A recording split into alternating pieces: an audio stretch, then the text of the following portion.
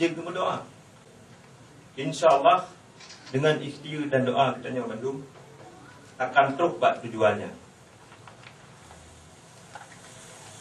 Siapa hal yang mesti faham bahawa asawati narid pak babah dan buat nyata betapa ke.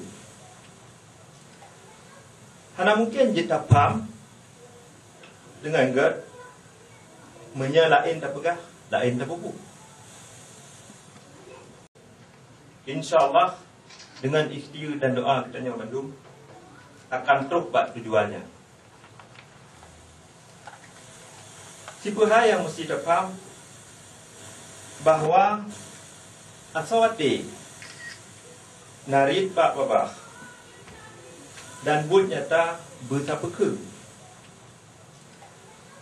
Hana mungkin kita faham dengan gerd menyalain tak pegah, lain tak buku.